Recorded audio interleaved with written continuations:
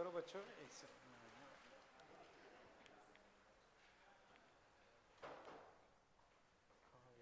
जैसा आ गया पैदल आना पड़ा।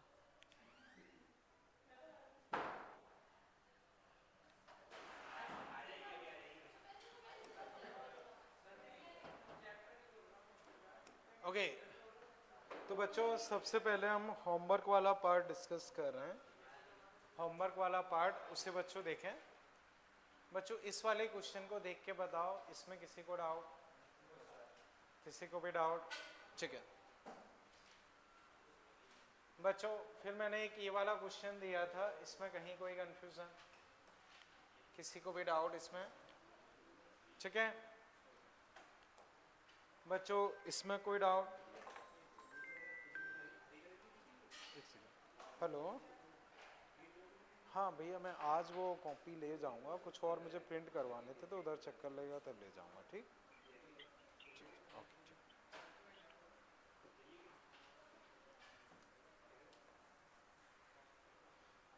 हाँ बच्चों, अब मुझे बताओ, इसमें किसी को डाउट? क्लियर है ना? ठीक है बच्चों, एक ये शायद अभी नहीं दिया होगा, ये भी नहीं दिया होगा। हाँ ये दिया था। इसमें बच्चों किसी को डाउट? इसमें बच्चों डाउट? इसमें कोई डाउट? इसमें?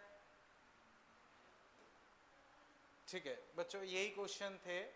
फिर बच्चों हम कॉन्टैक्ट फोर्स साइड डिस्कस कर रहे थे। उससे पहले बच्चों एक दो थोड़े से ठीक क्वेश्चन हैं, उन्हें बच्चों आप अटेम्प्ट करो, फिर मैं डिस्कस करता हूँ। इससे बच्चों रीड करो, ट्राई करो, फिर मैं डिस्कस करता हूँ। A block of mass 2.5 kg, block of mass 2.5 kg is kept on rough horizontal surface. It is found that block does not slide if horizontal force is less than 15 Newton. Also it is found that it take 5 seconds to slide through a distance 10 meter if horizontal force is 15 Newton applied and block is gently pushed, start moving. अब बच्चों थोड़ा सा सोचना है, एक बार try करो। बच्चों static friction coefficient निकालना और काइनेटिक निकालना। तो स्टैटिक निकालना तो बच्चों बहुत आसान है, तो सबसे पहले बच्चों वो ट्राई करो, फिर डिस्कस कर लो बच्चों।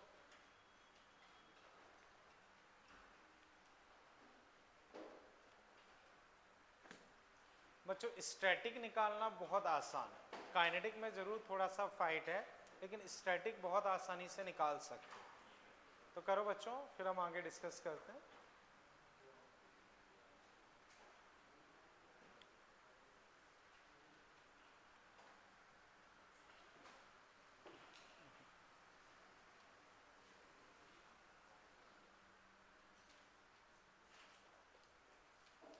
करो बच्चों एक बार।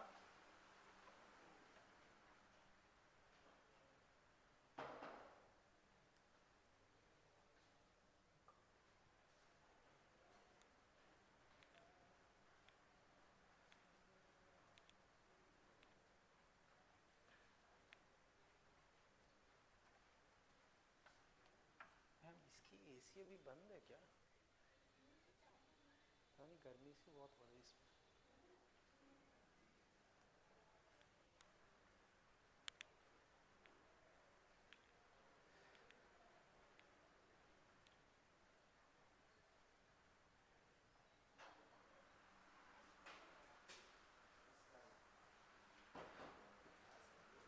और आयुष पीछे एक और बहन है। अच्छा अच्छा, इस साइड वाली साइड सही है। ओके ओके, वैसे आगे वाली सही है। ओके तो खैर बच्चों अब हैंड राइज करें, जिससे स्टैटिक फ्रिक्शन कोफिशिएंट निकल पाया हो। बोलो 0.6। क्या किया तुमने?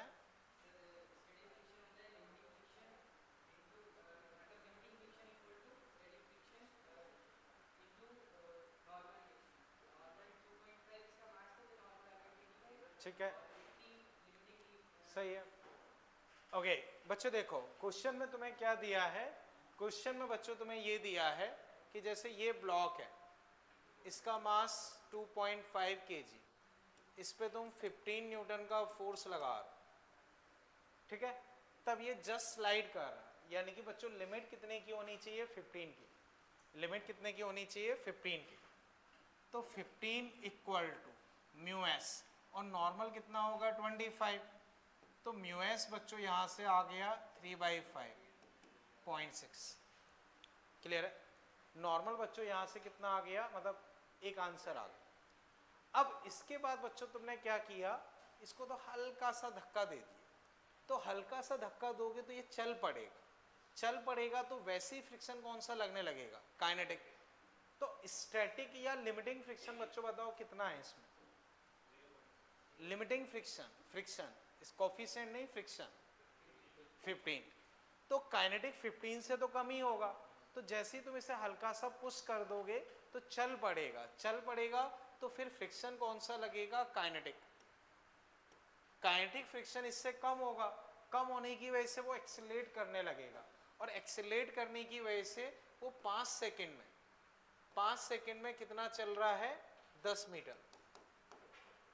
तो तुम्हें बताना है कि काइनेटिक फ्रिक्शन क्या होना चाहिए, कोफिशिएंट, समझ गए बच्चों। पहले मुझे ये बताओ स्टैटिक फ्रिक्शन कोफिशिएंट में कोई डाउट, स्टैटिक फ्रिक्शन कोफिशिएंट, अब आगे का सॉल्व करो, कर लो बच्चों फटाफट। मयंक क्लियर है ये स्टैटिक वाला, ठीक है ना।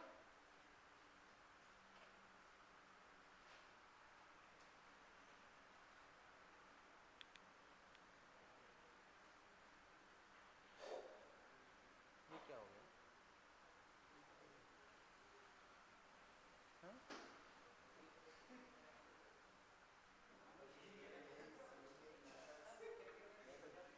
ये बच्चों तुम में से तो कोई कुछ नहीं कर रहा, कहाँ से हटेगा।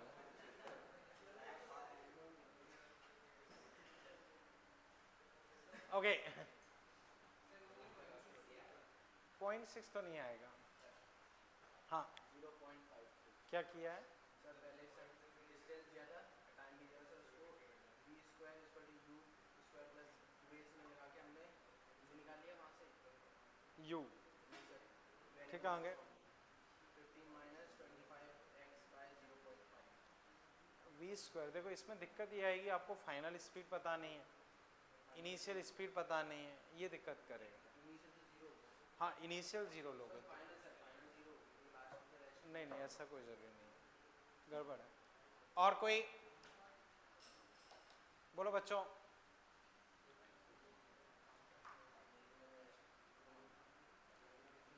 बच्चों काफ़ी हद तक क्वेश्चन मैंने समझा दिया है, अब करो, आसान है, अब ज़्यादा टफ नहीं है। बच्चों बताओ स्टैटिक फ्रिक्शन कोफिशिएंट में कोई डाउट, वो पार्ट क्लियर है ना, ठीक है।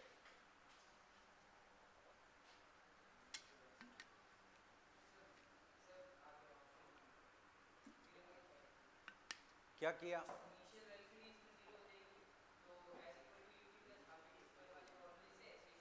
ये सही है बच्चों। देखो क्वेश्चन समझो, स्टैटिक फ्रिक्शन कोफिशिएंट ये आ गया, हल्का सा पुश करोगे तो चल पड़ेगा, चल पड़ेगा तो काइनेटिक फ्रिक्शन लगेगा, 5 सेकंड में 10 मीटर चल रहा है, कितना चल रहा है बच्चों, 10।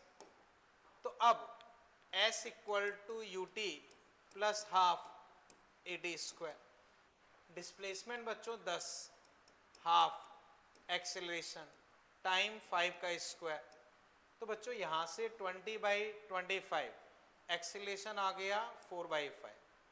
बोलो बच्चों यहाँ तक कोई तकलीफ।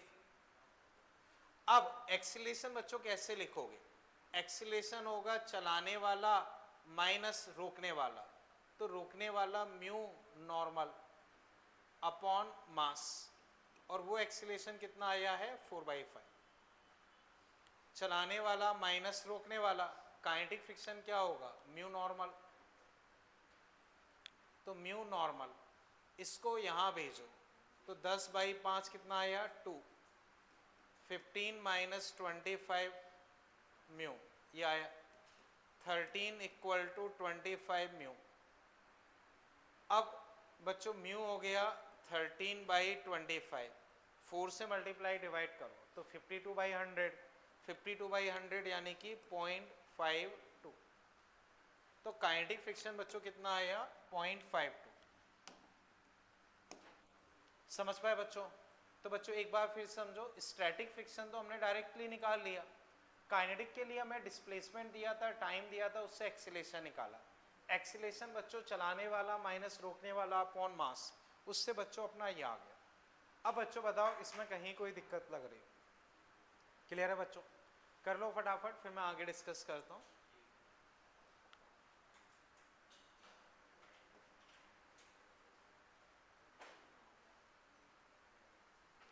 अब बच्चों जिससे ये वाला हो जाए वो 4A एक्सरसाइज में 18 नंबर ट्राई कर। 4A एक्सरसाइज में 18 नंबर पहले ये कर लो, जिससे हो जाए वो 4A में 18 ट्राई कर।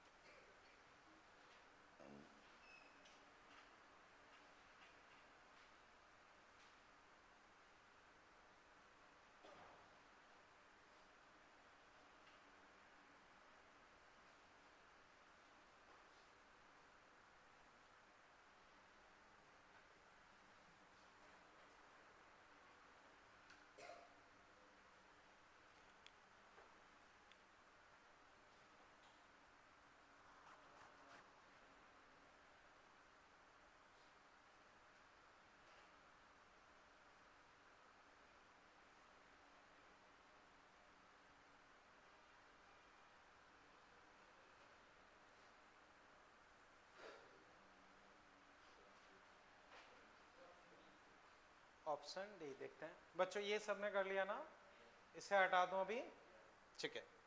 अब बच्चों फिर देखते हैं, देखो a block of mass 5 kg place at rest on a table of surface. Now 30 Newton is applied in direction parallel to surface. The block slide through a distance 50 meter in 10 second. तो बच्चों kinetic friction निकालना है, तो जो हमने पहले किया लगभग वैसा ही, लगभग वैसा ही, समझे कि नहीं बच्चों? हाँ, तो बताओ अक्सर क्या किया? फिर वही तो ठीक है बच्चों, वही करना है। देखो बच्चों समझना, 50 मीटर 10 सेकंड में चल रहा, 50 मीटर 10 सेकंड में चल रहा है ये सिचुएशन। तो बच्चों ये 5 किलो, यहाँ 30 न्यूटन। अब वही displacement equal to half a t square, तो एक्सीलरेशन कितना आ गया 1। अब एक्सीलरेशन बच्चों क्या होगा म्यू एन, ये तो हो गया काइनेटिक फ्रिक्शन। तो 1 इक्वल टू चलाने वाला माइनस रोकने वाला अपॉन मास, तो 1 equal to 6 minus 10 mu, 10 mu equal to 5 mu 0.5, 0.5 डी ऑप्स। बताओ बच्चों कहीं दिक्कत लग रही? समझ पाए बच्चों? क्लियर है भैया? ठीक है ना, पिछले वाले से तो आसान ही। चलें बच्चों आगे। ओके, अब बच्चों लास्ट टर्म पे जो हमने लास्ट क्वेश्चन डिस्कस किया था उस पर फोकस करो। एक इंक्लाइन प्लेन था, उस पे m मास का ब्लॉक रखा था। बच्चों बताओ उस केस में नॉर्मल रिएक्शन क्या आया था, फ्रिक्शन कितना आया था? दोनों के बीच में एंगल 90, तो दोनों का रिजल्टेंट हमने क्या लिखा, दोनों का स्क्वायर अंडर रूट mg, और उसे हम क्या बोलते हैं कांटेक्ट फोर्स। इतना समझ के बच्चों, उसे हम क्या बोलते हैं कांटेक्ट फोर्स। तो वही कांटेक्ट फोर्स बच्चों हम पढ़ने वाले हैं। तो कांटेक्ट फोर्स बच्चों क्या होता है, नॉर्मल भी कांटेक्ट फोर्स है, फ्रिक्शन भी कांटेक्ट फोर्स है। नॉर्मल हमेशा सरफेस के नॉर्मल, फ्रिक्शन हमेशा सरफेस के टेंजेंशियल।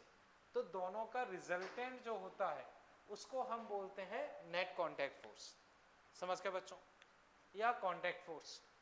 तो अब बच्चों यहां तक कर लिया ना, हटा दूं बच्चों हेडिंग बच्चों। अच्छा हाँ, कुछ क्वेश्चन मैं शायद डिस्कस करना भूल ही गया। हाँ, इसमें बच्चों किसी को डाउट, इसमें बच्चों देख लेते हैं। देखो देखो बच्चों, horizontal force 12 Newton, mass half kg, coefficient of static friction ये रहा, काइनेटिक फ्रिक्शन ये रहा, नॉट मूविंग। अब सही कौन सा है वो बताना। तो बच्चों बताओ 12 यहाँ है तो नॉर्मल कितना आएगा 12, तो लिमिट कितने की होगी 12 इंटू 0.5 यानी कि 6। इधर इस पे mg क्या लगेगा, हाफ इंटू 10 यानी कि 5। बताओ खिसकेगा, नहीं खिसकेगा तो रेस्ट पे रहेगा, रेस्ट पे रहेगा तो फ्रिक्शन 5, कहाँ ऊपर, एक्सीलरेशन 0। अब देखो ब्लॉक मूव गलत, ब्लॉक मूव गलत, block will not move, force exerted ये बाद में देखते हैं, ब्लॉक विल मूव ये भी गलत है। अब इस पे आते हैं, block will not move and force exerted on the block bye wall is 13। तो बच्चों समझो फ्रिक्शन कितना आया, नॉर्मल कितना है, फ्रिक्शन कितना है, नॉर्मल कितना है। तो कांटेक्ट फोर्स क्या होता है, normal square plus friction square. तो नॉर्मल 12, फ्रिक्शन 5, 13। तो इसमें इनडायरेक्टली कांटेक्ट फोर्स पूछा, जैसे हमने कल डिस्कस किया था find force applied by incline plane on block, वो चीज वैसे। तो सही आंसर कौन सा हो जाएगा बच्चों बताओ। अभी इसमें कहीं कोई दिक्कत, चले आगे बच्चों, कोई डाउट तो नहीं, ठीक है ठीक। अब बच्चों इसे देखो, हाँ बोलो बच्चों कोई डाउट हो। mg अपॉन, उससे क्या करेंगे,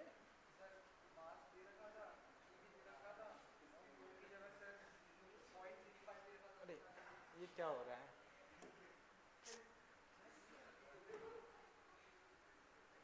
ठीक है ये अपने आप क्यों हो रहा है, हाँ अच्छा चलो खैर, हाँ ये चीज के लिए ना, हाँ तुम क्या कह रहे थे mg बाई म्यू। तो mg बाई म्यू कौन सा फॉर्मूला,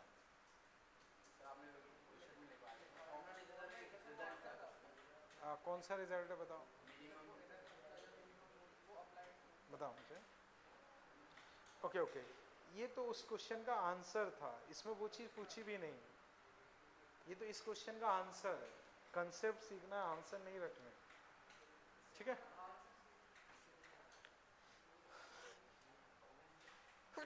सॉरी, दूसरी चीज ये कि इन्होंने कांटेक्ट फोर्स पूछा है, फ्रिक्शन फोर्स वगैरह नहीं पूछा है, ठीक है ना। ओके चलें बच्चों आगे अभी, ठीक। फर्दर बच्चों देखो, एक ये शायद मैंने होमवर्क में दिया था, इसमें कोई डाउट बच्चों किसी को भी। अब बच्चों इसे एक बार अटेम्प्ट करो फिर मैं डिस्कस करूं।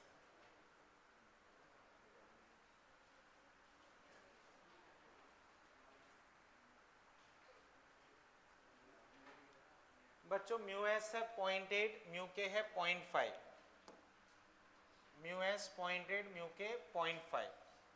For F1 75, F2 30, block remain at rest, then force of friction निकालना।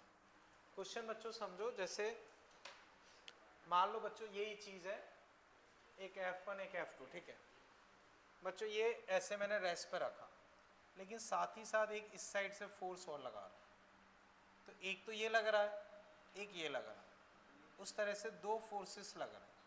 अब तुम्हें सोचना है फ्रिक्शन, समझ गए ना।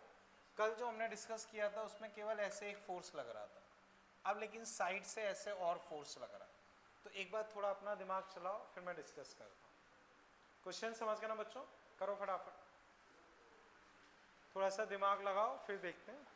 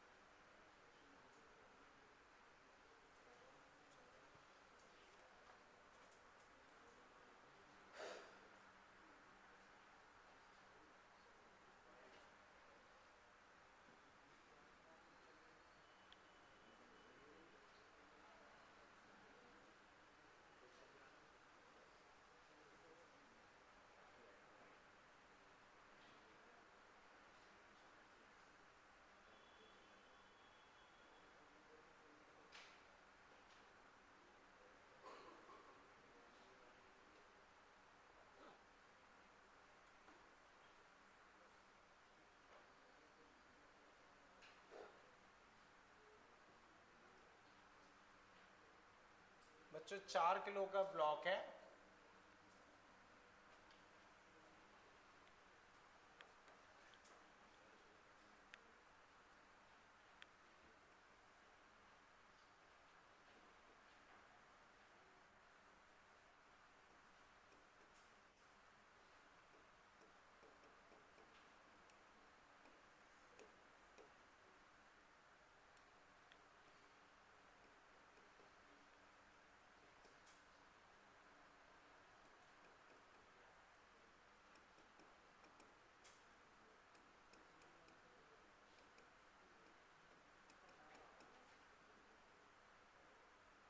ओके बच्चों, हाँ हो पाया किसी से?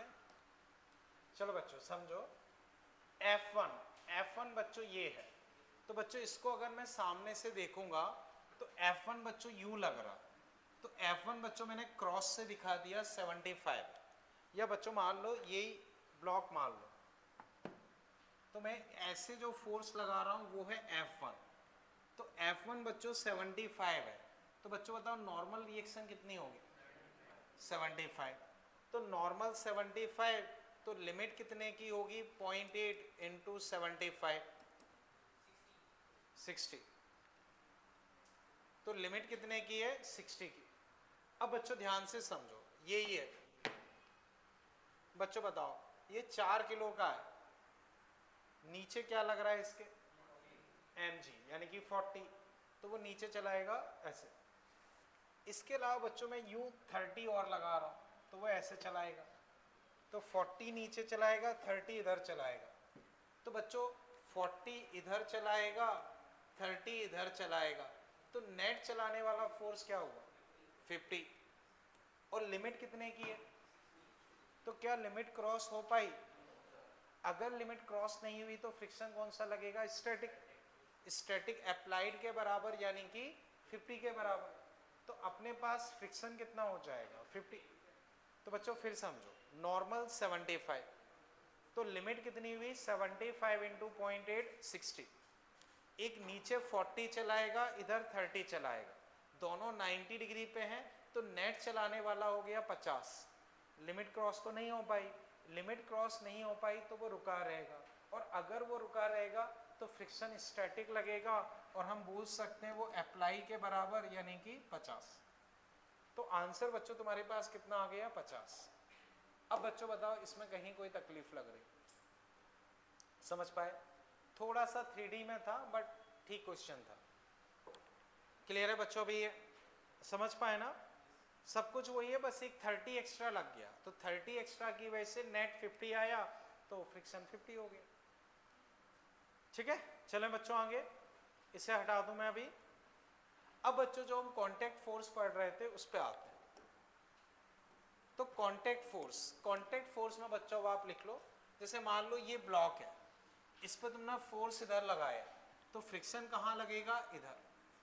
फोर्स इधर लगाया तो फ्रिक्शन यहाँ mg नॉर्मल। तो बच्चों कांटेक्ट फोर्स क्या होता है? नॉर्मल और फ्रिक्शन दोनों के रिजल्टेंट को हम क्या बोलते हैं? Contact force. तो Fc कांटेक्ट फोर्स, Fc क्या हो जाएगा? नॉर्मल और फ्रिक्शन का रिजल्टेंट, यानी कि दोनों का स्क्वायर अंडर। तो resultant of normal reaction force and friction force is called net contact force और कांटेक्ट फोर्स। इतना बच्चों कंप्लीट कर लो, फिर देखते हैं। समझ गए ना बच्चों? कर लो इतना।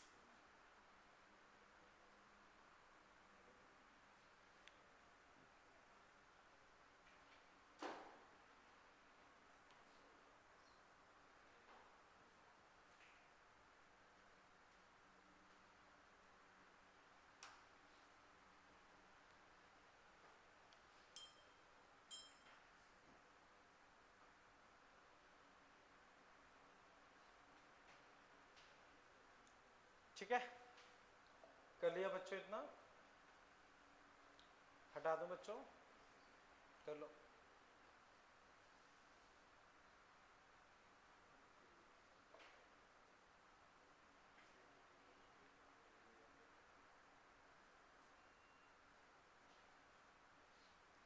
बच्चों अभी हटा दूं, चेक कर लिया ना।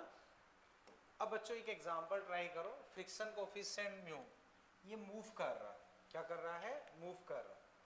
तो तुम्हें नॉर्मल बताना है, फ्रिक्शन बताना है, कांटेक्ट फोर्स बताना है, बहुत आसान सा ही है, कर लो बच्चों।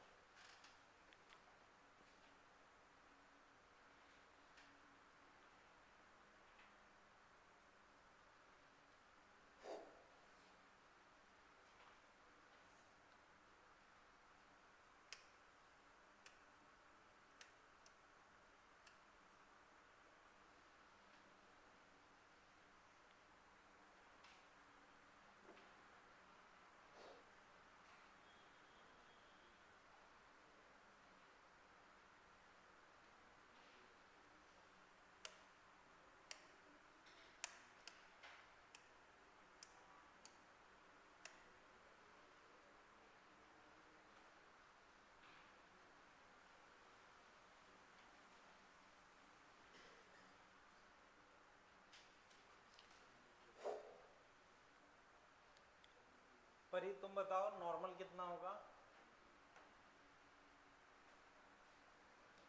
बोलो परी, बहुत आसान है,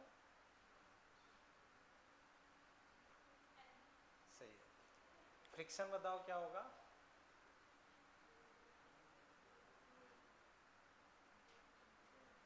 आस्था तुम्हें नहीं बताना है,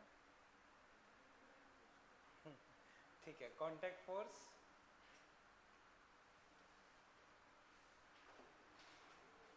ओके बच्चों देखो, इधर क्या लगेगा mg, इधर क्या लगेगा mg, इधर नॉर्मल। तो बच्चों ऐसे मूव नहीं कर रहा है तो नॉर्मल किसके बराबर हो गया, mg। अब बच्चों घिस रहा है, मूव कर रहा है मतलब घिस रहा है, घिस रहा है तो फ्रिक्शन कौन सा लगेगा, काइनेटिक। कुछ नहीं दिया है तो म्यू नॉर्मल ही लेके चलेंगे, तो काइनेटिक फ्रिक्शन लगेगा जो कि म्यू mg के बराबर। फिर तुमसे पूछा है कांटेक्ट फोर्स, तो कांटेक्ट फोर्स बच्चों क्या होगा, इन दोनों का रिजल्टेंट, तो mg तो कॉमन आ जाएगा, रूट 1 प्लस म्यू स्क्वायर। ये चीज क्लियर है, बोलो बच्चों इसमें कहीं कोई डाउट, ठीक, कर लो बच्चों इतना, फिर हम वापस डिस्कस करते हैं। इतना क्लियर है बच्चों, ठीक है। अब बच्चों वापस समझो, देखो अभी मैं लिखवा दूंगा बट अभी समझो बच्चों, जैसे ये कोई ब्लॉक है, इस पे मैं फोर्स लगा रहा हूं, तो बच्चों बताओ mg कहां लगेगा, नॉर्मल कहां लगेगा, नॉर्मल किसके बराबर होगा, नॉर्मल किसके बराबर होगा, mg के, क्लियर। अब फोर्स यहां लगा रहा हूं तो फ्रिक्शन कहां लगेगा, पीछे। अब मान लो ये बस चलने ही वाला है, चलने ही वाला है तो फ्रिक्शन कौन सा लगेगा, लिमिटिंग। चलने ही वाला है, जस्ट चलने वाला है, तो फ्रिक्शन कौन सा लगेगा, लिमिटिंग। और लिमिटिंग फ्रिक्शन बच्चों क्या होगा, म्यू नॉर्मल, यानी कि म्यू mg। ये चीज क्लियर है। अब नॉर्मल ये रहा, फ्रिक्शन ये रहा, तो कांटेक्ट फोर्स बच्चों क्या निकला, ये इन दोनों का रिजल्टेंट कांटेक्ट फोर्स। अब इसका नॉर्मल से जो ये एंगल बनता है, मान लो वो लैम्डा है, नॉर्मल से एंगल क्या है, लैम्डा। तो बच्चों बताओ tan लैम्डा क्या हुआ, देखो नॉर्मल कितना है mg, परपेंडिकुलर बाई बेस, तो म्यू mg बाई mg, तो tan लैम्डा कितना हो गया, म्यू। इसको हम बोल देते हैं एंगल ऑफ फ्रिक्शन। तो एंगल ऑफ फ्रिक्शन क्या होता है, जब ब्लॉक जस्ट स्लाइड करने वाला हो, जब ब्लॉक जस्ट स्लाइड करने वाला हो, तो कांटेक्ट फोर्स का नॉर्मल से जो एंगल बनता है, कांटेक्ट फोर्स का नॉर्मल से जो एंगल बनता है उसको हम क्या बोलते हैं, एंगल ऑफ फ्रिक्शन। क्या मतलब है बच्चों, मैं वापस बताता हूं, एक बार नोट कर लो। इधर बच्चों देखो, एंगल ऑफ फ्रिक्शन, तो एक बार बच्चों इतना नोट कर लो, फिर मैं आगे डिस्कस करता हूं। अंशु ठीक हो? कहाँ ध्यान है? सो के काम चल जाएगा, सपने में ही पढ़ लोगे। Angle between net contact force from normal reaction when object just about to slide is called angle of friction। तो बच्चों हम फोर्स ऐसे लगा रहे हैं, जब वो स्लाइड करने वाला होगा तो लिमिटिंग फोर्स लगेगा म्यू एम जी, यहाँ एम जी। अब जो ये एंगल बन रहा है उसी को हम बोलते हैं एंगल ऑफ फ्रिक्शन। तो ये जस्ट अबाउट टू मूव है, तो 10 लैम्डा बच्चों लिखोगे mu m g upon m g, तो म्यू इक्वल टू 10 लैम्डा। तो बच्चों पता होना चाहिए, कई बार वो आपसे बोल देता है एंगल ऑफ फ्रिक्शन 30 डिग्री है, तो इसका मतलब 10 30 यानी कि 1/√3 क्या हो गया फ्रिक्शन कोफिशिएंट। आपको बोल दिया एंगल ऑफ फ्रिक्शन 45 है, तो 10 45 यानी कि 1 क्या हो जाएगा फ्रिक्शन कोफिशिएंट। तो उसमें बच्चों ये काम में आ जाता है। इतना समझ पाए बच्चों? कर लो।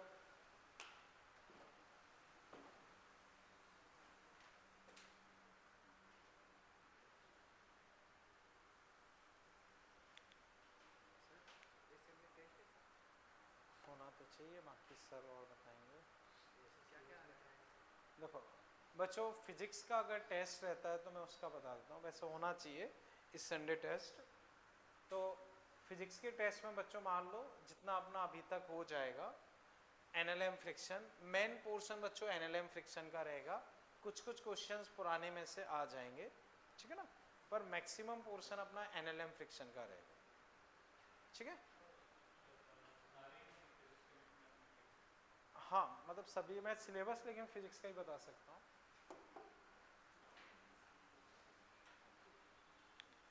इतना क्लियर है बच्चों? तो बच्चों बस पता होना चाहिए एंगल ऑफ फ्रिक्शन क्या होता है, क्योंकि कई बार इनडायरेक्टली फ्रिक्शन कोफिशिएंट दे देते हैं।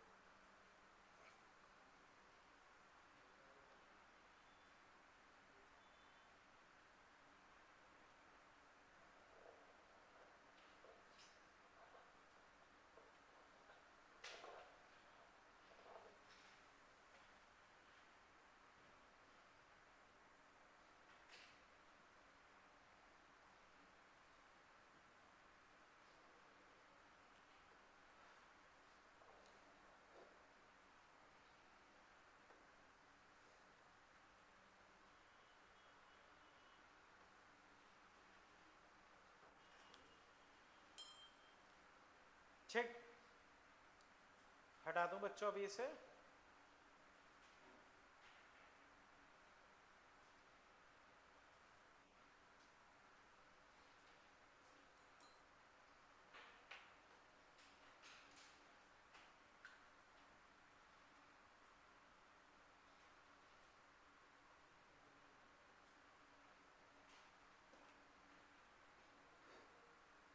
ओके अब बच्चों इसे देखो, figure shows A block of mass m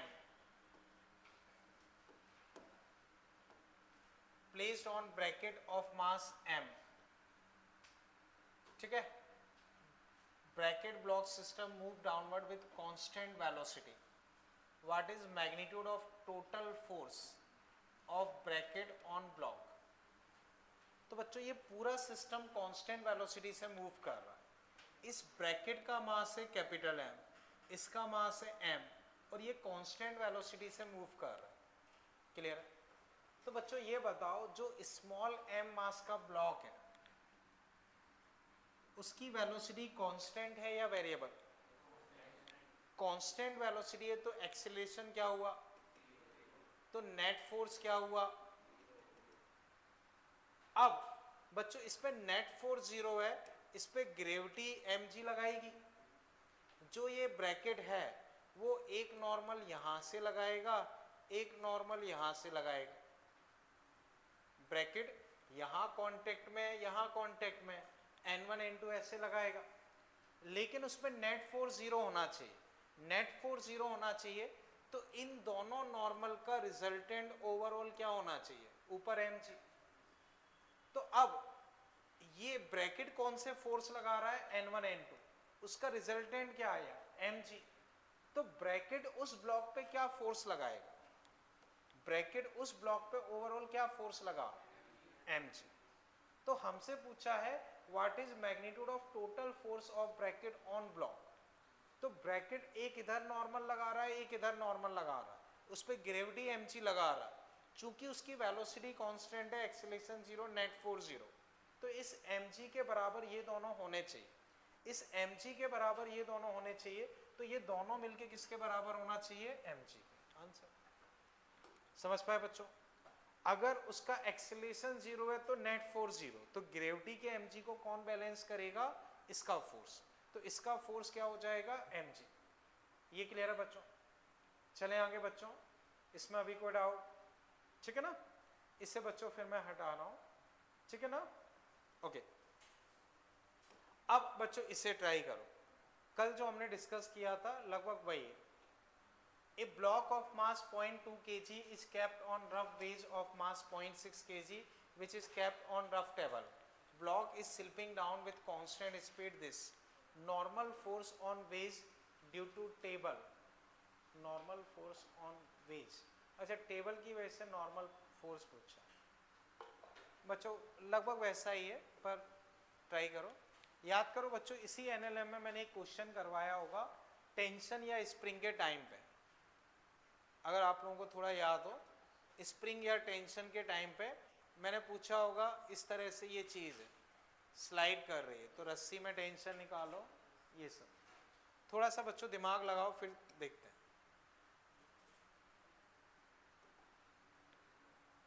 normal बच्चों निकालना है किससे, ग्राउंड से।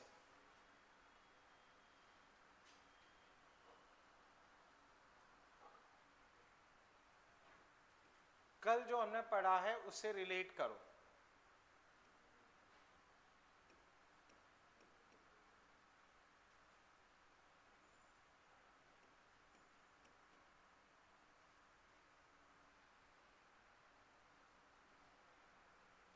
बच्चों अगर पुरानी चीज को रिलेट कर पाओ कल वाले को, तो कोई कैलकुलेशन नहीं है, बहुत आसानी से आंसर कर सकते। कल वाले क्वेश्चन को एक बार देखो, उससे चीजें रिलेट करो।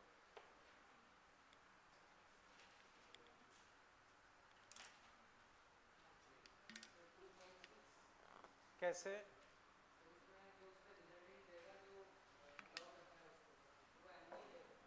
ठीक है, आगे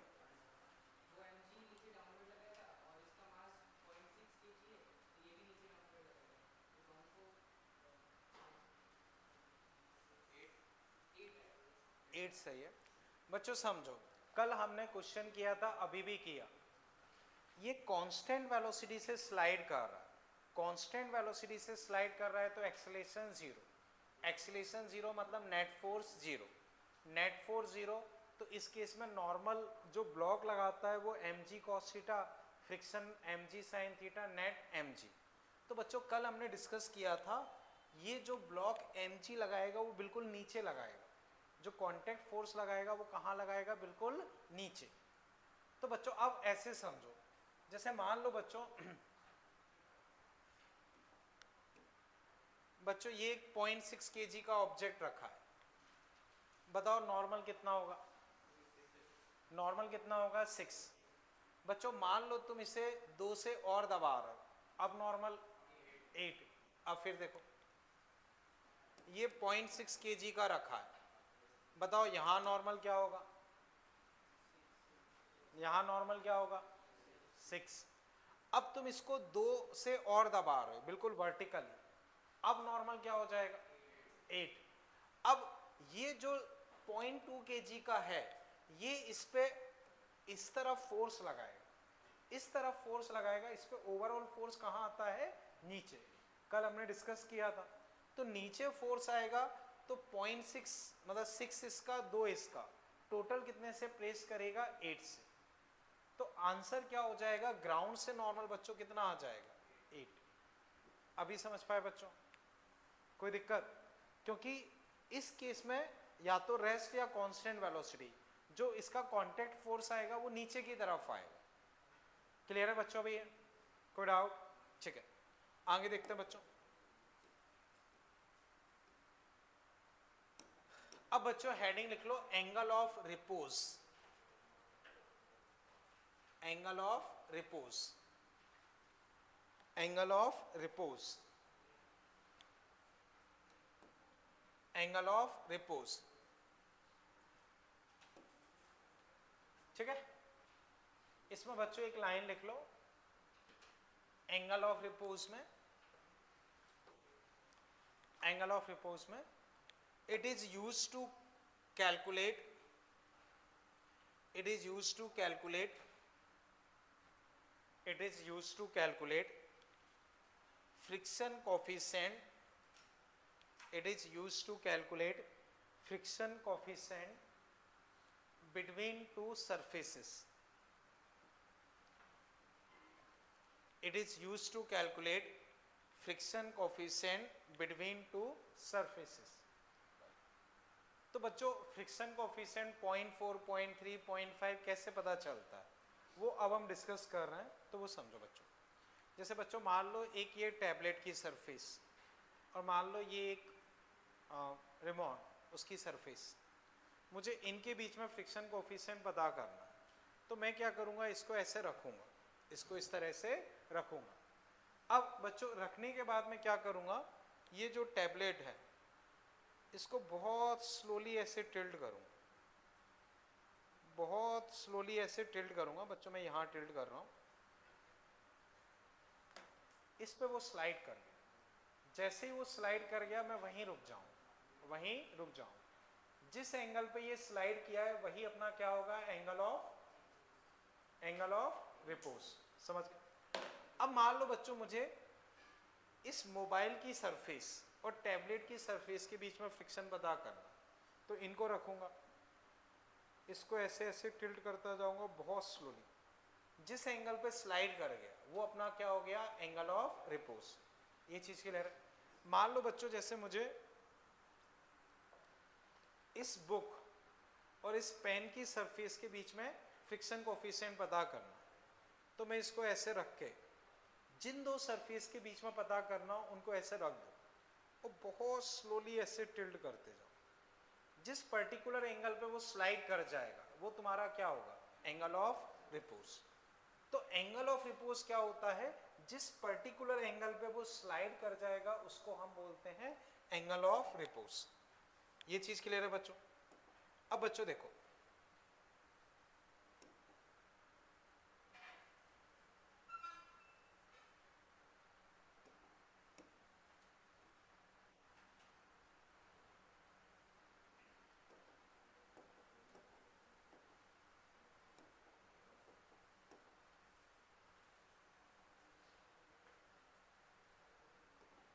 बच्चों मान लो मैं से इसको टिल्ट कर रहा हूं और theta equal to theta naught, इस पे वो स्लाइड करना स्टार्ट कर देता है। तो बच्चों यहां कोई ब्लॉक है, ठीक है। तो बच्चों let block start sliding at theta equal to theta not.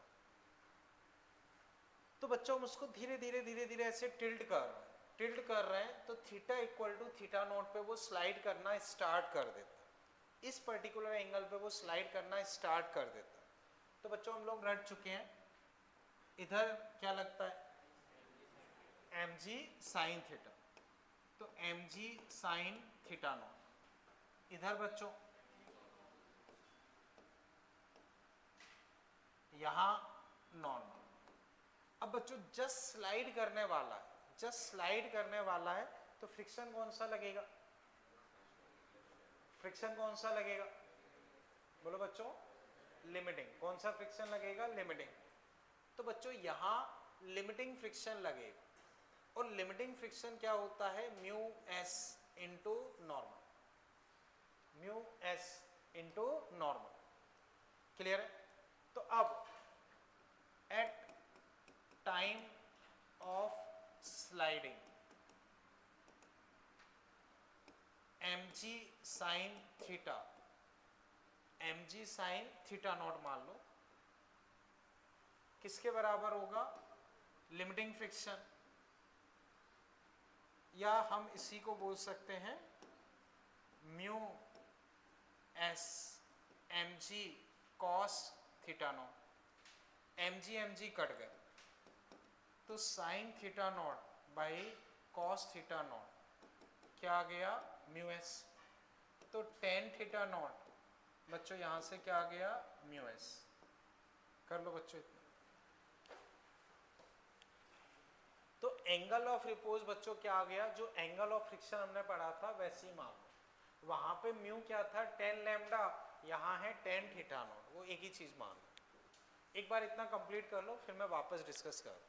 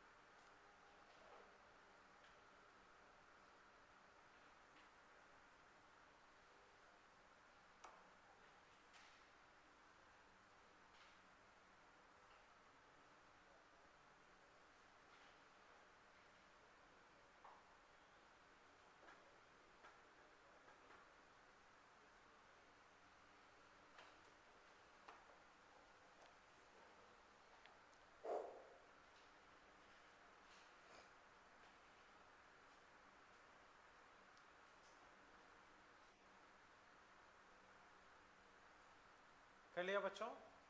Okay अब बच्चों मैं वापस डिस्कस कर रहा हूँ।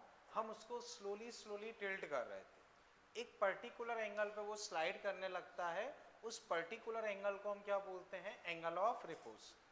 तो M G sine theta, M G cos theta normal और फ्रिक्शन, चूंकि स्लाइड कर रहा है तो limiting friction mu S normal, normal M G cos theta. तो स्लाइडिंग के टाइम पे ये इससे थोड़ा ज़्यादा होना चाहिए, थोड़े ज़्यादा की डेफिनेशन नहीं है तो बराबर मान लिया ये। तो tan theta not mu s, clear है बच्चों? अब बच्चों मैंने कई सारे आपको ऑब्जेक्ट दिखाए थे। मान लो कोई ऑब्जेक्ट 30 डिग्री पे स्लाइड कर रहा है तो उसके लिए एंगल ऑफ रिपोज क्या हुआ, तो उसके लिए फ्रिक्शन कोफिशिएंट क्या निकलेगा 1/√3। कोई बच्चों 37 पे स्लाइड कर रहा है उसके लिए फ्रिक्शन कोफिशिएंट 3/4। कोई 45 पे स्लाइड कर रहा, 45 1 53 60, समझ गए? इसका रिवर्स भी ट्रू है। जैसे आपको बोला कि दो के बीच में फ्रिक्शन कोफिशिएंट, दो के बीच में फ्रिक्शन कोफिशिएंट 1.33 है, कितना है 1.33, तो वो किस एंगल पे स्लाइड करेगा 1.33 फ्रिक्शन कोफिशिएंट है, वो किस एंगल पे स्लाइड करेगा 53। 1.33 यानी कि 4/3, 4/3 यानी कि 53। किन्हीं दो सरफेसेस के बीच में फ्रिक्शन कोफिशिएंट 0.75 है, 0.75 किस एंगल पे वो स्लाइड करेगा 37, 3/4 37। समझ गए बच्चों? अब बच्चों समझो, जैसे इन दो के बीच में फ्रिक्शन कोफिशिएंट है, इन दोनों के बीच में फ्रिक्शन कोफिशिएंट है 0.75। बताओ ये किस पे स्लाइड करेगा हाँ बच्चों बोलो, किस एंगल पे स्लाइड करेगा? कोई दिक्कत? अब बच्चों मैं इसका एंगल बढ़ाता जा रहा हूं। एंगल अगर मैंने 30 कर दिया है तो क्या ये स्लाइड करेगा? 25 कर दिया तब 36, 32, तो अगर 37 से कम है तो क्या ये स्लाइड करेगा? अब मान लो एंगल मैंने 40 कर दिया तो स्लाइड करेगा। 45 कर दूं तो यहां से बच्चों क्या साबित हुआ कि अगर अगर एंगल रिपोज एंगल से ज्यादा है, रिपोज एंगल मान लो 0.75, कितना हुआ? 0.75, रिपोज एंगल कितना हुआ? तो उससे ज्यादा 38, 40, 50, 60 हुआ तो ऑब्जेक्ट रुकेगा या स्लाइड करेगा? स्लाइड करेगा। स्लाइड करेगा तो फ्रिक्शन कौन सा लगेगा? Kinetic, kinetic. और अगर एंगल उससे कम है, उससे कम जैसे 30, 25, 20, तो स्लाइड करेगा, तो रुका रहेगा। रुका रहेगा तो फ्रिक्शन कौन सा लगेगा? स्टैटिक। तो यहां तक की चीज क्लियर है। अब बच्चों आगे लिख लो। आगे अगर बच्चों में डिस्कस करूं, if theta is greater than theta naught या tan theta is greater than tan theta naught, दोनों तरफ टेन ले लो, या tan theta greater than mu s, clear है? Then object will move and kinetic friction will act. तो angle अगर repose angle से बड़ा है या दोनों तरफ टेन ले लो तो टेन थीटा नॉट से बड़ा है, और टेन थीटा नॉट को हम म्यू एस लिखते हैं, तो टेन थीटा अगर म्यू एस से बड़ा है तो इसका मतलब ऑब्जेक्ट स्लाइड करेगा। स्लाइड करेगा तो फ्रिक्शन कौन सा लगेगा? Kinetic.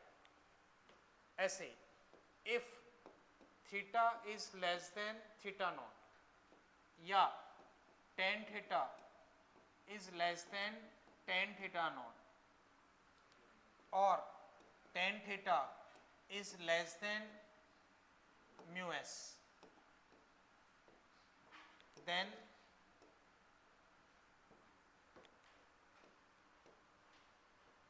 object remain at rest. Object remain and rest and friction will be static. ठीक है, कर लो बच्चों इतना। तो जैसे मान लो बच्चों मैंने म्यू दिया 1, तो किस एंगल ऑफ रिपोज क्या निकला? तो वो किस एंगल पे स्लाइड करना शुरू करेगा? 45 के बाद या 46, 47 बोल सकते हैं, ठीक है। तो बताओ 43 पे वो क्या होगा? रेस्ट पे। 43 पे रेस्ट पे, और 50 पे मूव करेगा। यही चीज बच्चों मैंने समझाई, कर लो बच्चों।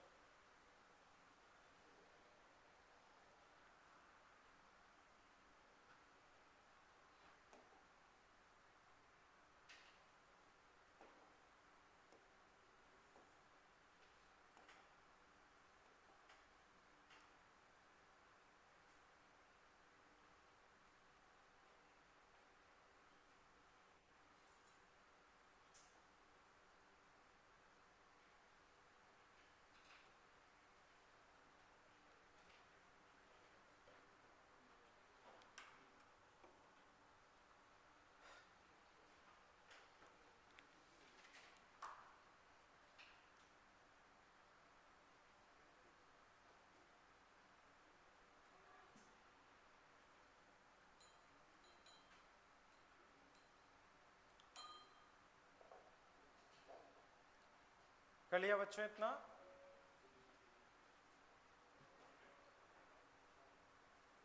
ठीक है,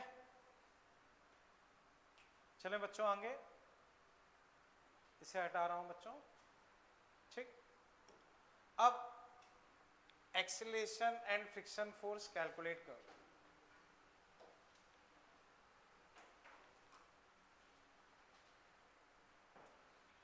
बच्चों मान लो आपको एंगल ऑफ रिपोज वगैरह नहीं पता, तो भी आप नॉर्मल तरीके से भी कर सकते हो, ऐसा कोई ज़रूरी नहीं कि हम एंगल ऑफ रिपोज से ही करें। जैसे हमने पहले भी इंक्लाइन प्लेन वाले क्वेश्चन किए थे, तो वो बिना एंगल ऑफ रिपोज के भी किए जा सकते हैं। करो बच्चों।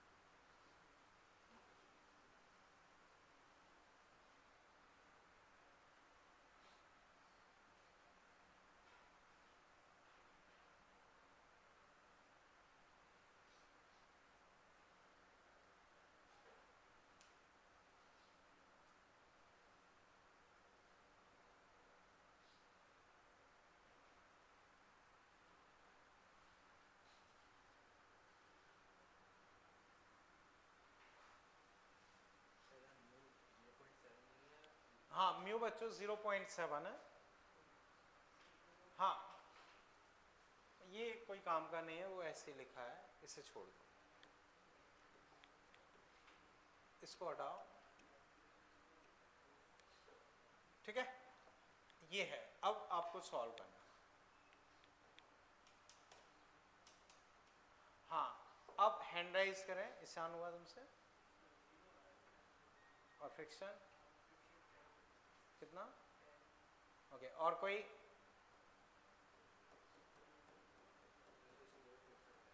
ओके तो बच्चों अब मैं इसे डिस्कस कर रहा हूँ। मान लो बच्चों मुझे एंगल ऑफ रिपोज नहीं पता, मैं बेसिक से सॉल्व कर रहा हूँ। बेसिक से सॉल्व करूँगा तो यहाँ 2g साइन 30 कितना आया 10, यहाँ 2g cos 30 कितना आया 10√3 यानी कि लगभग 17.3 नॉर्मल। अब लिमिट निकालता हूं, तो लिमिट बच्चों होगी म्यू नॉर्मल 17.3 इंटू 0.7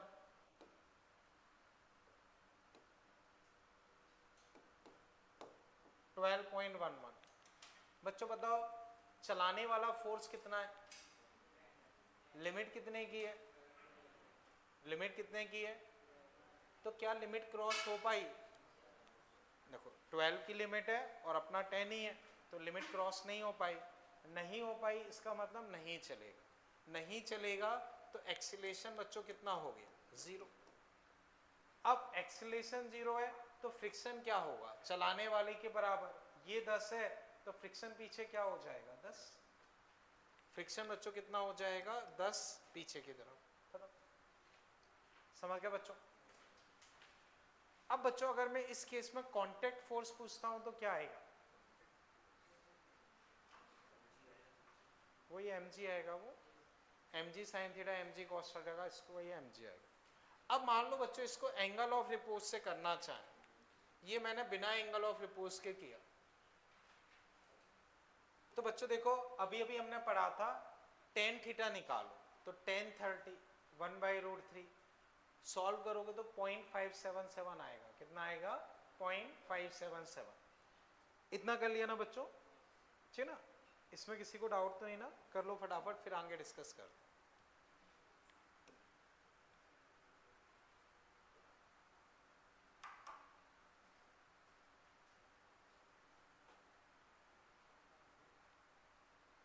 ठीक है।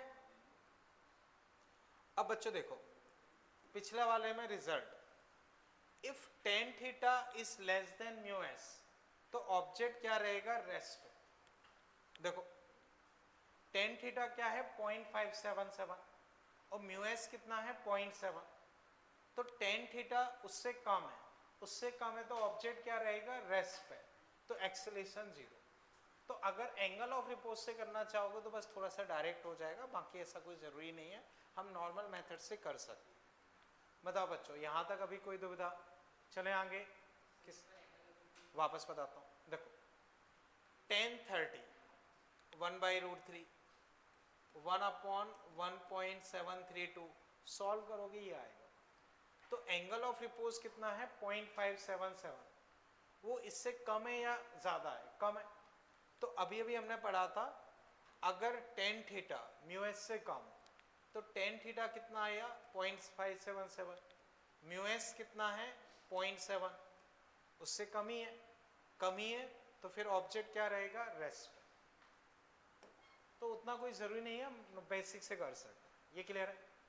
अब बच्चों फिर करो, ये 5 kg ये L μ1, पहले पार्ट में बच्चों क्या लिखना है एक्सीलेशन, क्या लिखना है एक्सीलेशन, निकालो।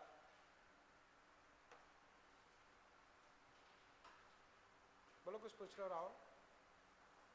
तो बच्चों एंगल ऑफ रिपोज के चक्कर में पढ़ने की जरूरत नहीं है, आप अपने बेसिक से कर लो, एंगल ऑफ रिपोज उतने तक काफी है, बाकी जहां थोड़ा रिलेट कर पाओ ठीक है, नहीं हो पाए तो बेसिक से कर सकते।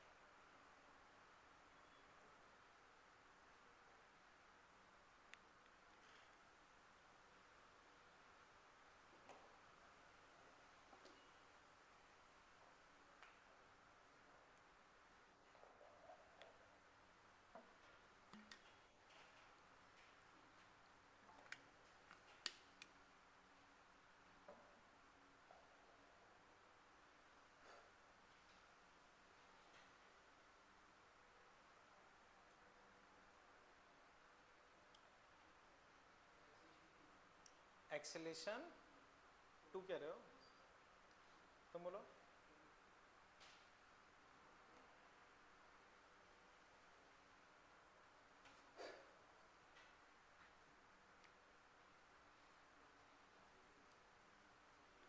सही है बच्चों, देखो यहाँ वही बच्चों रटा हुआ, इधर क्या लगता है, बोलो बच्चों mg साइन थीटा, यहाँ mg कॉस थीटा, यहाँ नॉर्मल, ये क्लियर। अब बच्चों म्यू बताओ कितना दिया है, तो एंगल ऑफ रिपोज क्या होगा, ये एंगल कितना है, तो ये एंगल ऑफ रिपोज से कम है या ज्यादा, ज्यादा मतलब चलेगा, क्योंकि 1 के हिसाब से एंगल ऑफ रिपोज 45 और ये 53 है, मतलब वो चलेगा तो फ्रिक्शन कौन सा लगेगा काइनेटिक, तो बच्चों इधर काइनेटिक फ्रिक्शन लगेगा, और नहीं दिया है तो म्यू नॉर्मल बच्चों mg cos थीटा। अब हमें एक्सीलरेशन लिखना है, क्या लिखना है एक्सीलरेशन, तो acceleration mg sine theta minus mu mg cos theta upon m, तो m तो कट गए, g sine theta minus mu cos theta. अब अगर मैं वैल्यूज पुट करता हूं तो g 10 sine 53 4/5, mu 1 cos 53 3/5, final answer बच्चों 2, फाइनल आंसर बच्चों कितना आ गया 2, इसमें कोई दिक्कत, क्लियर है बच्चों, ठीक है ना बच्चों। फिर समझो mg sine theta mu mg cos theta, mg sine theta चलाएगा, म्यू mg cos थीटा रोकेगा, तो एक्सीलरेशन चलाने वाला माइनस रोकने वाला अपॉन मास, ये आ गया। तो बच्चों इस चीज को हम आगे थोड़ा डायरेक्टली यूज कर लेंगे, बाकी 2 मिनट लगेंगे, वो तो निकाल भी सकते हो, mg साइन थीटा चलाएगा वो रुकेगा, तो this minus this upon mass ये निकाल आएगा, समझ पाए बच्चों, इसमें कहीं कोई दिक्कत, ठीक है ओके। अब बच्चों ये लेंथ L है, कितनी है, ये लेंथ कितनी है L, तो सेकंड बच्चों लिख लो। फर्स्ट पार्ट में बच्चों कोई दिक्कत, फर्स्ट पार्ट में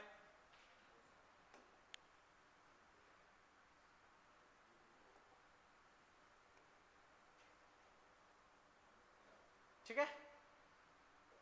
अब सेकंड पार्ट बच्चों फिर इसमें लिख लो, find time taken to travel distance L, find time taken to travel distance L,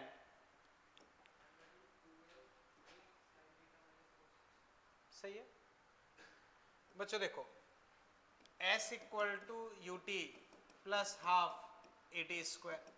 बच्चों कितना चल रहा है बताओ, L, u zero t half a t square.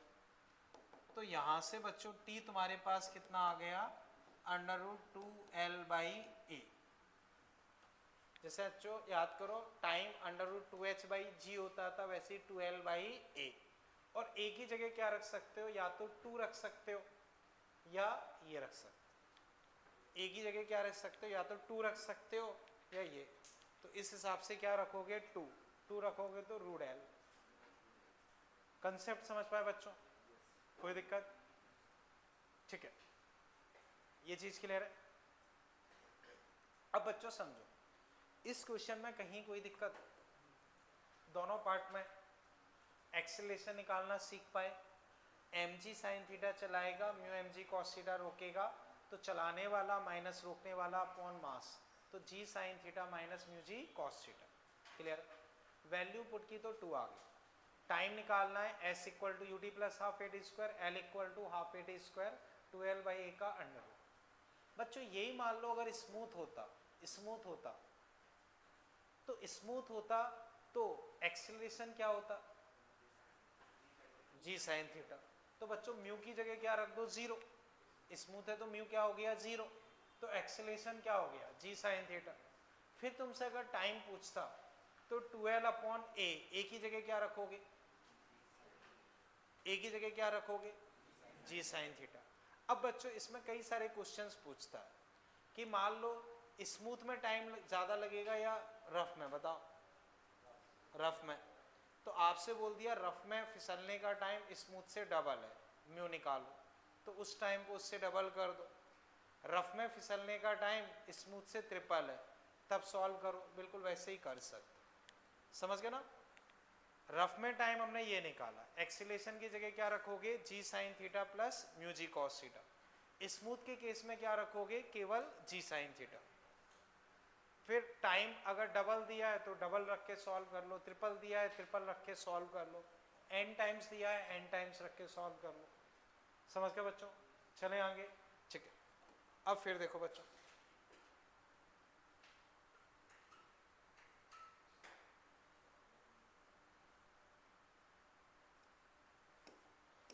इसे बच्चों आप ट्राई करो।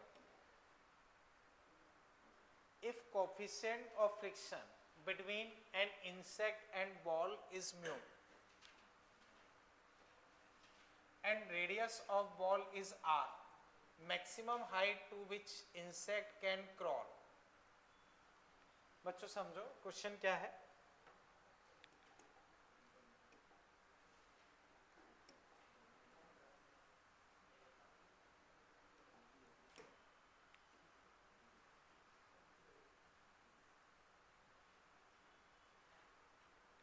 बच्चों ये बॉल है, ठीक है,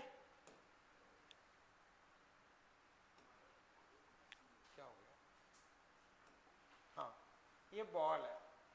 तो बच्चों यहां तुम आराम से टिक सकते हो। अब इसमें जैसे जैसे ऊपर चढ़ोगे स्लांटेड होता जाएगा, तो तुम फिसलने के चांस बनने लगेंगे। तो तुम यहाँ टिके हुए थोड़ा बहुत ट्राई करके चढ़ोगे तो और थोड़ा बहुत टिक सकते हो। एक पर्टिकुलर हाइट तक ही तुम टिक सकते हो, उसके बाद स्लाइड कर जाओ। तो तुम्हें बताना है कि भाई किस हाइट तक तुम टिक सकते हो या इंसेक्ट टिक सकता है। समझ गए बच्चों? अब इस बॉल की रेडियस बच्चों क्या दे रखी है, r। ये रेडियस r। क्वेश्चन समझे बच्चों? अब बच्चों अभी अभी हमने पढ़ा था एंगल ऑफ रिपोज क्या था, tan थीटा किसके बराबर था।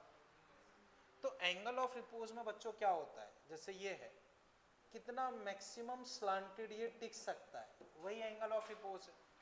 तो ये चीज और वो बिल्कुल सेम है। जैसे देखो इतना हिस्सा देखो वही इंक्लाइन प्लेन हो गया, तो ये कब तक टिक पाएगा, जब इसके लिए tan थीटा किसके बराबर हो,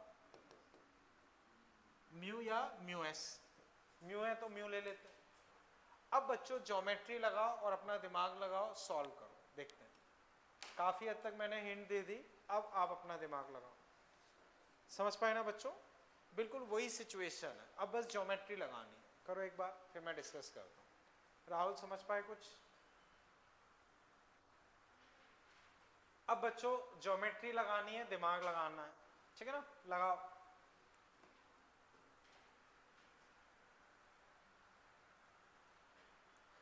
ज्योमेट्री लगा के टेन थीटा और हाइट को रिलेट करने का ट्राई करो।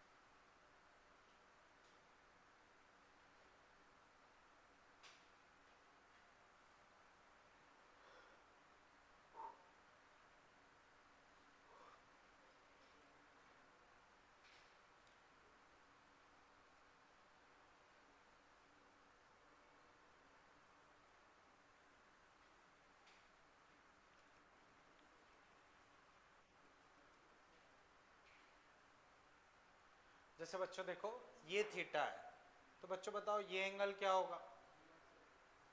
ये थीटा तो ये एंगल थीटा, ये थीटा तो ये वाला एंगल, तो ये वाला एंगल थीटा। फिर समझो, थीटा तो ये थीटा, ये थीटा तो ये 90 माइनस थीटा, तो ये फिर क्या हो गया? थीटा। एंगल समझ पाए? अब फिर देखो बच्चों, ये पूरी यहां से यहां तक की डिस्टेंस क्या होगी? r। तो ये डिस्टेंस कितनी है? h। तो ये डिस्टेंस बच्चों कितनी बची? r minus H. अब इस ट्राइंगल में देखो, हाँ ओके, देखो ये पूरा r, ये h, तो ये क्या बचा? r minus H. अब इस ट्राइंगल में बच्चों देखो, ट्राइंगल में बच्चों अगर मैं देखता हूं तो देखो ध्यान से देखना, टेन थीटा बच्चों ये है, तो साइन थीटा अगर मैं लिखता हूं तो बच्चों ये परपेंडिकुलर बाई बेस, तो साइन थीटा क्या होगा? Perpendicular upon mu square plus 1। बोलो कोई डाउट? म्यू बाई 1 तो परपेंडिकुलर अपॉन हाइपोटेनस, और यहां से बच्चों साइन थीटा अपने पास क्या है? r minus H upon R. देखो सॉरी बेस कॉस ओवर है ना, तो एक काम करते हैं बच्चों, कॉस थीटा लिखते हैं।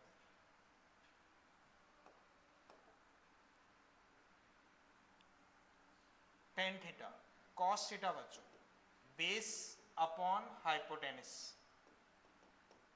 यही तो होगा बच्चों। ये परपेंडिकुलर, ये बेस, तो बेस और हाइपोटेनस दोनों का स्क्वायर अंडर रूट।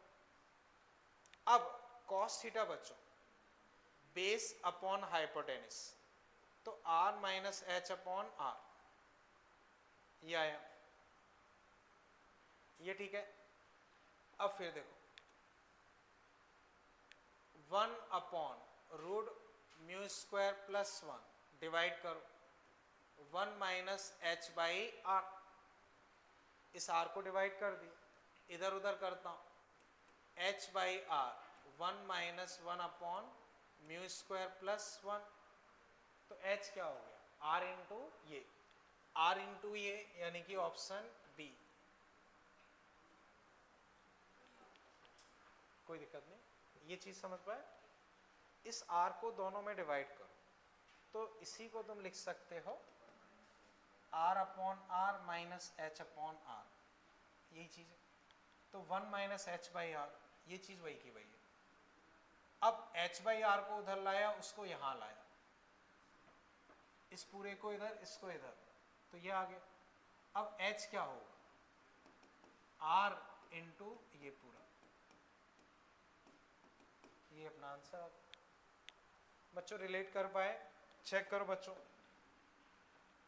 बच्चों देखोगे कंसेप्चुअली केवल वही था tan theta equal to mu, उसके बाद अगर तुम देखोगे तो केवल ज्योमेट्री यूज की गई, उसके बाद मैथमेटिकल पार्ट है जिसमें कि ज्योमेट्री यूज की गई। कर लो इतना, फिर हम आगे डिस्कस करते हैं, ठीक है ना? कर लो बच्चों, फिर देखते हैं।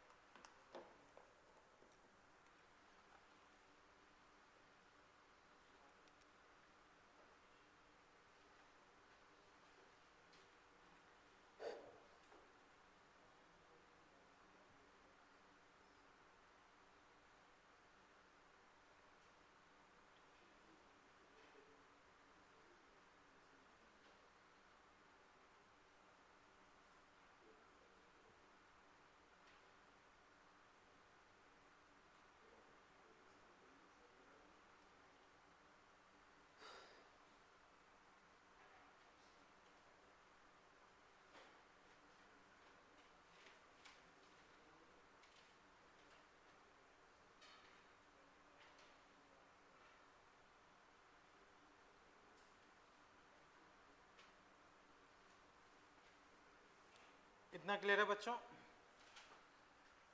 बच्चों जिससे हो जाए वो 4A exercise page 234 question 12 try करें। 4A exercise page 234 question 12।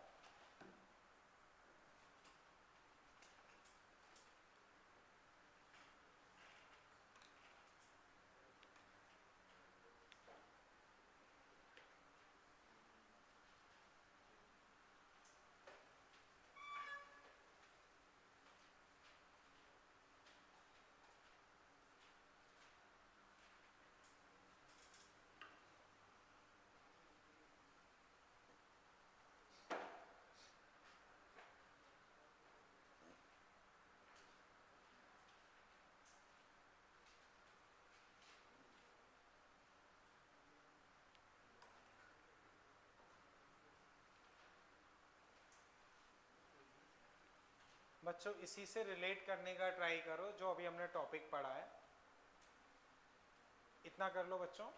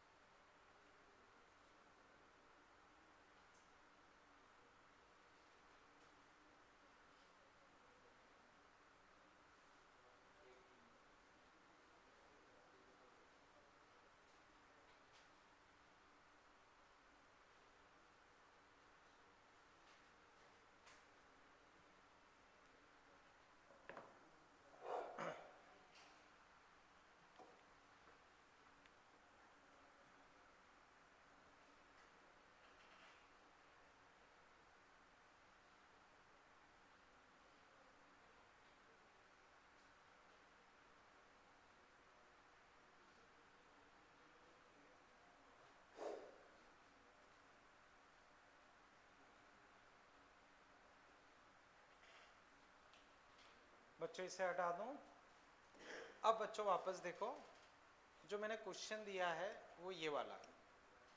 A block of mass m placed on surface having vertical cross section y equal to x square by 4। तो बच्चों बताओ y equal to x square by 4 इसका graph कैसा बनेगा? y equal to x square by 4 graph किस तरह का बनेगा? पैराबोला। तो बच्चों इस तरह से कोई पैराबोलिक ग्राफ या सरफेस है, जैसे बच्चों अभी हमने जो किया वैसा ही है, ठीक है? अब ठीक है, maximum height above the ground can block be place. बच्चों मान लो जैसे यहाँ कोई ब्लॉक रख दिया तो उसको कितना ऊंचे से ऊंचा रख सकते हैं? तो अभी हमने हाइट निकाली थी, ऐसी इसमें भी हाइट निकाली। इसमें भी बच्चों वही फंडा है कि मैक्सिमम हाइट पे अपना टेन थीटा क्या हो जाएगा? म्यू। टेन थीटा म्यू, वही फंडा है बच्चों। अब याद करो बच्चों, आगे हमने एक स्यूडो फोर्स में इस तरह का क्वेश्चन किया था। उसमें बच्चों मैंने ग्राफ के थ्रू स्लोप टेन थीटा निकलवाया था, अगर रिलेट करवा पा रहे हो। अब बच्चों थोड़ा सा ट्राई करो, जिससे हो पाता है थोड़ा बहुत हैंड राइज करे। एक इसी तरह का क्वेश्चन बच्चों हमने स्यूडो फोर्स के टाइम पे किया था। उसमें बच्चों ग्राफ की हेल्प के थ्रू हमने टेन थीटा निकाला था, फिर डिस्टेंस वगैरह निकाली थी।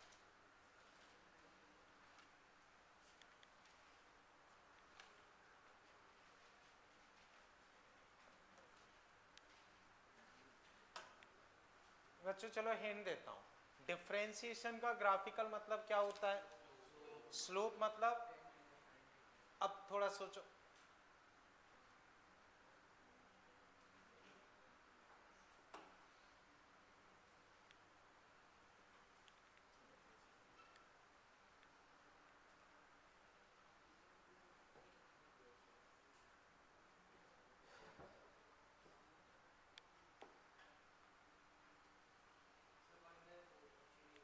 वन बाई फोर क्या किया है बताओ? हाँ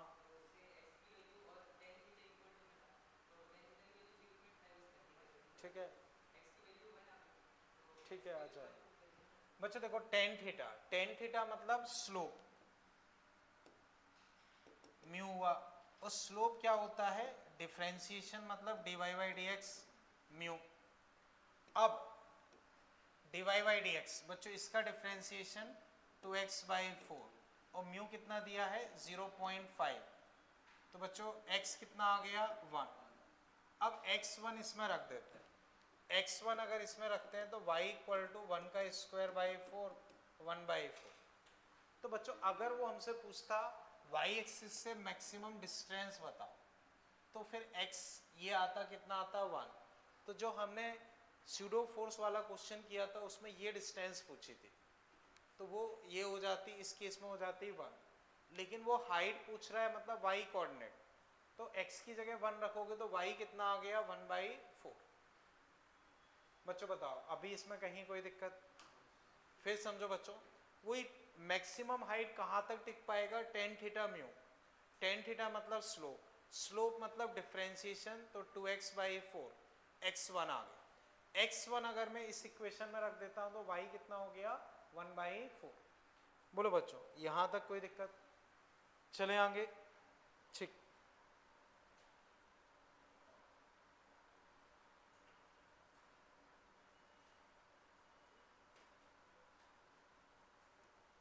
इतना क्लियर है बच्चों?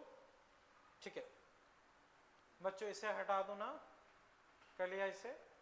ओके बच्चों, जिससे हो जाए वो इसी में पेज 234 क्वेश्चन 15 ट्राई कर। पेज 234 क्वेश्चन 15,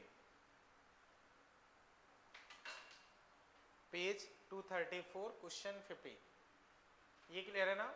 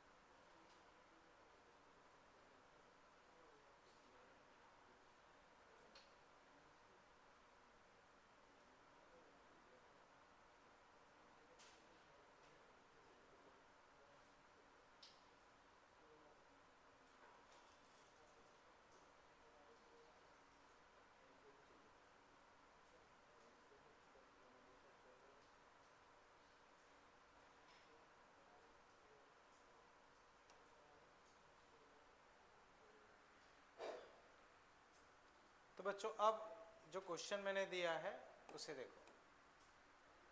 अभी मैंने बच्चों टाइम वाला डिस्कस किया था, वही चीज है। Time taken by object to slide down 45 degree rough inclined plane is n times as it take to slide down a perfectly smooth 45 degree. अब फ्रिक्शन कोफिशिएंट बच्चों निकालना, क्वेश्चन क्लियर है?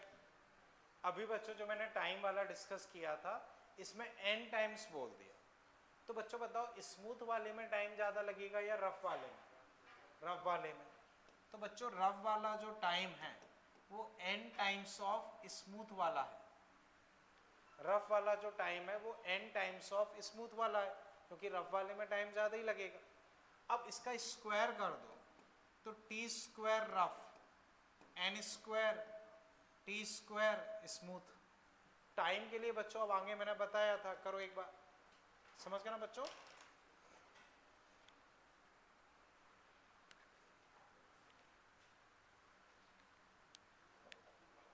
अब जैसे इसमें n टाइम्स दिया है, किसी में बोलते हैं 2 टाइम्स, किसी में 3 टाइम्स, इसमें n टाइम्स है। करो।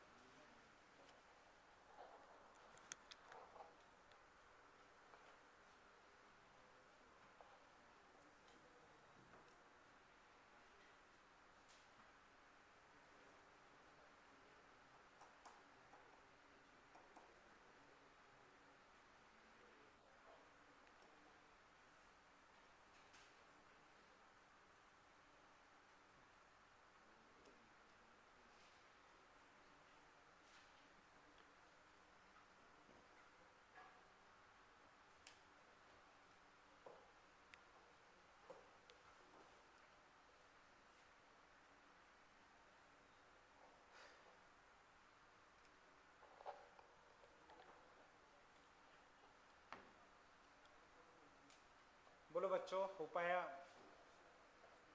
लगभग क्वेश्चन तो मैंने सॉल्व ही कर दिया है। जैसे बच्चों याद करो, अभी हमने टाइम निकाला था तो क्या निकला था? बोलो बच्चों, √12/a। और रफ के केस में एक्सेलेरेशन क्या होगा? g sin theta plus mu g cos theta.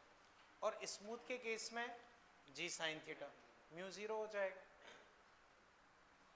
तो बच्चों टाइम अगर मैं रफ के केस में लिखता हूं तो 2l acceleration g sine theta plus mu cos theta.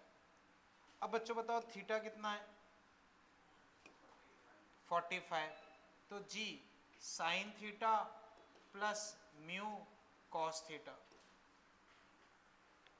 45 है तो साइन थीटा 1/√2, कॉस थीटा 1/√2।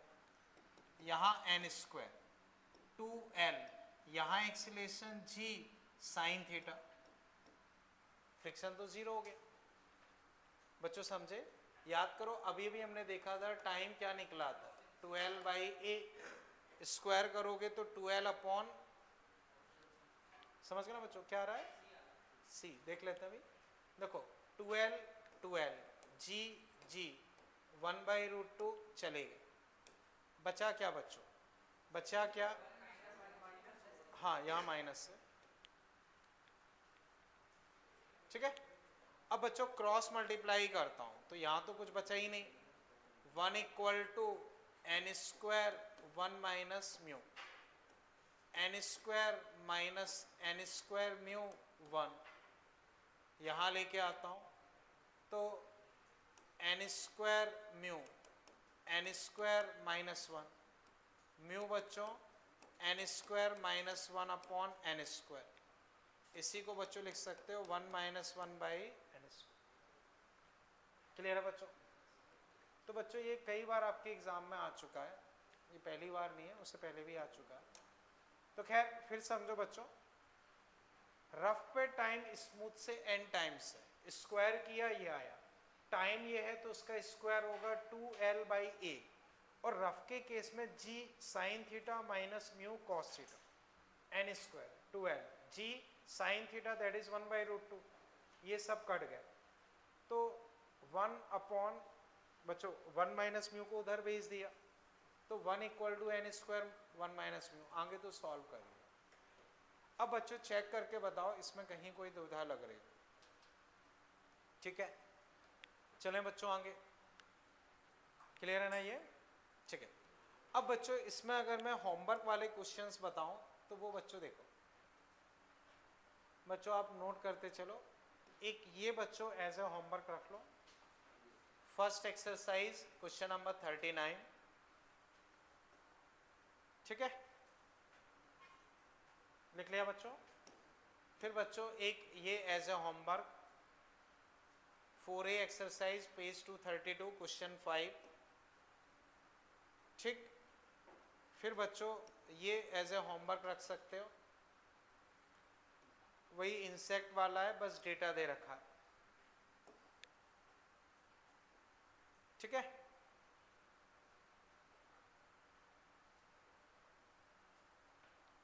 ठीक, ओके। तो बच्चों ये 2-3 क्वेश्चन एज ए होमवर्क रख लो। अब बच्चों बताओ इसमें कहीं कोई दुविधा, ठीक। तो फिलहाल के लिए बच्चों इसमें हम इतना ही रखते हैं, बाकी फिर देखते हैं, ठीक है, ओके बच्चों।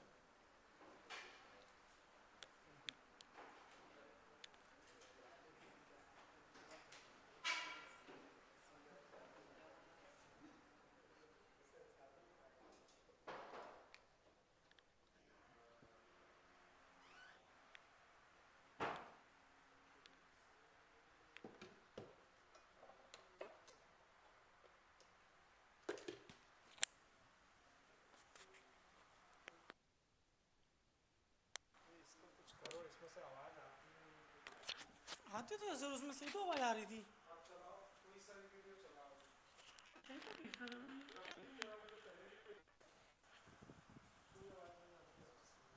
फुल आवाज कर दोगे तब जाके पूरी कोई सर देखो आवाज़ नहीं आती, मेरी तो आती है। सही तो आवाज़ आती है वीडियो में, हम्म? इनको कैसे समझ नहीं आ रहा? क्या?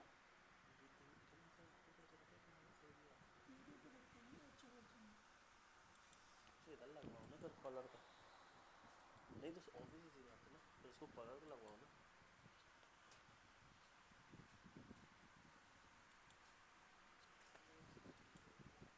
कॉलर का लगवाओ।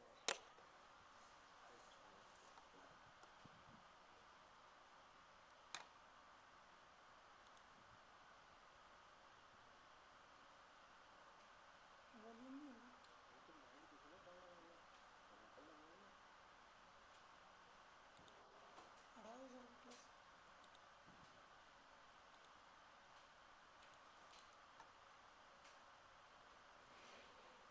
चला के दिखाएगा। सर ये सर थोड़ा काम कर लो, उसके बाद देखते हैं।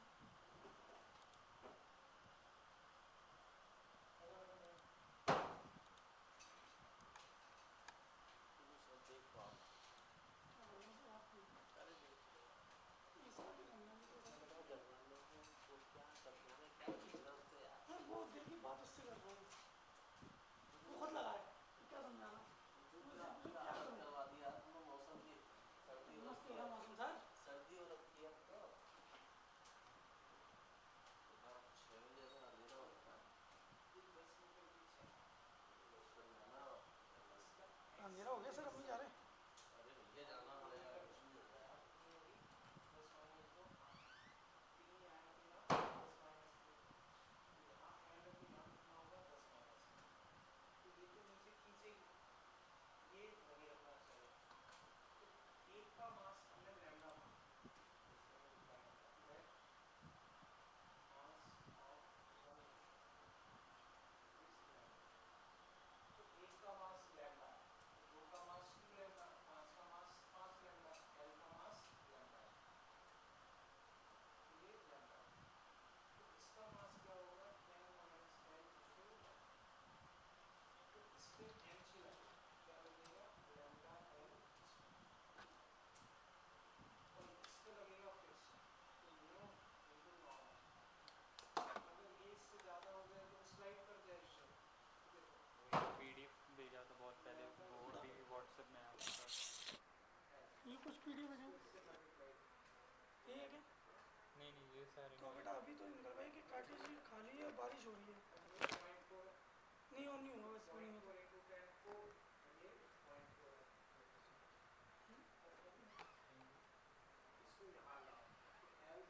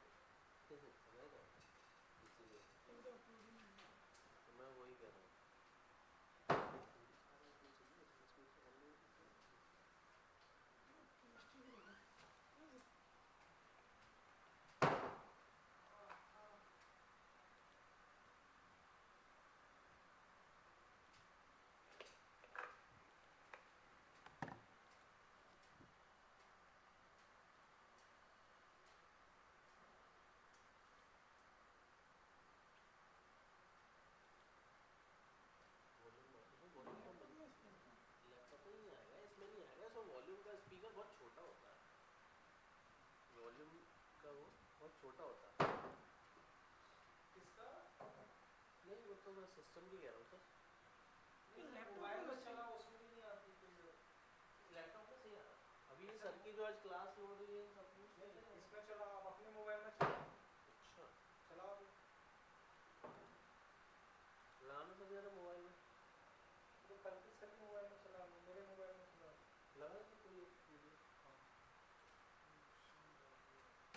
ये करण सर की पहले देखते हैं, ठीक है, इसमें कितनी आवाज़ आती है।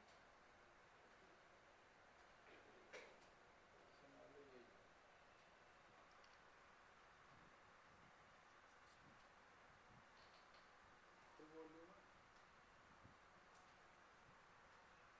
तो सुनाई दे रहा सर लाइक तो सेम, करण सर कितनी आवाज़ आ रही है? मैं वाले सर करेंगे सर सबकी कोई आती है।